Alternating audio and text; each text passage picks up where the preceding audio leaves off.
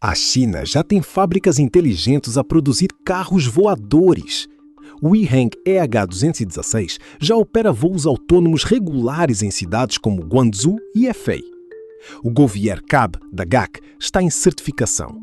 E há até um modelo de 6 lugares em Chengdu com 200 km de alcance.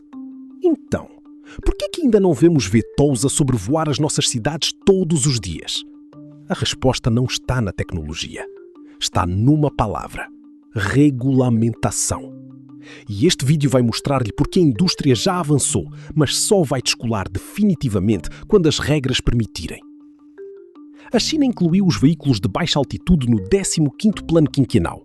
Mas incluir no plano não é o mesmo que ter regras de voo operacionais.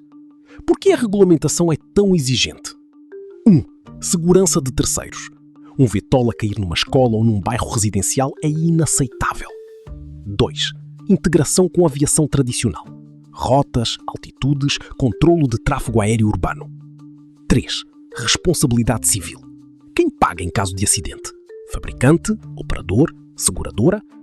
4. Certificação de aeronavegabilidade. Cada modelo pode levar anos a ser aprovado. A boa notícia?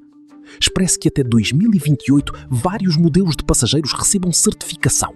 Até lá, a indústria avança, mas em modo controlado, com voos experimentais, turismo aéreo e emergência médica. O começo definitivo dos VTOLs só acontecerá quando as regras estiverem escritas. Avanços tecnológicos impressionantes existem. A parceria entre Yiheng e Inks Energy já produziu uma bateria de lítio metálico com 480 watts-quilograma, densidade que permite ao EH216S voar 48 minutos contínuos e aumentar a autonomia em 90%. Essa bateria já demonstrou travessias como a do Estreito de Kyongsu. Mas atenção, especialistas são claros. Os desafios de produção em escala e durabilidade a longo prazo ainda mantêm as baterias líquidas e semissólidas como predominantes no curto prazo. Isto significa que a indústria avançará mesmo sem baterias de estado sólido. Com tecnologia atual, já é possível operar VTOLs em cenários de alto valor. Turismo aéreo, voos curtos, transporte médico de emergência, resgate em zonas de difícil acesso. O estado sólido será o divisor de águas para carga útil e alcance comercial massivo. Mas não é uma condição para começar, é uma condição para escalar. Quando os VTOLs entrarem em funcionamento regular, o que muda? Benefícios? Redução drástica de tempo em deslocações urbanas? Descongestionamento do tráfego rodoviário? Respostas médicas em minutos, não horas. Desafios? Ruído. Mesmo elétrico não é silêncio total. Aceitação pública. Medo de voar automático. Infraestrutura de ancoragem e carga nas cidades. Desigualdade de acesso. Será serviço premium por muitos anos. A conveniência para a sociedade será real, mas gradual. Primeiro para quem pode pagar. Depois, com escala e concorrência, para as massas.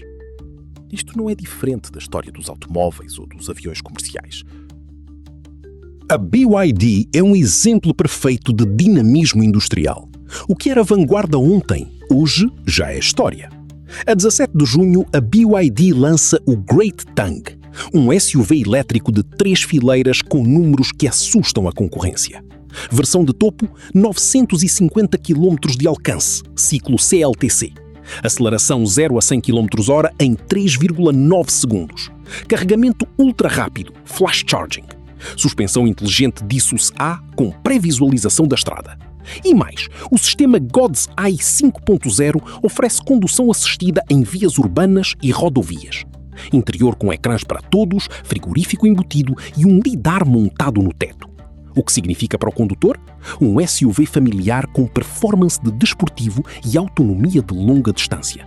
Algo impensável há 5 anos. Para a concorrência, um aviso claro. A BYD não só fabrica baterias e chips, fabrica padrões. E com mais de 100 mil encomendas antes do lançamento, o mercado já respondeu.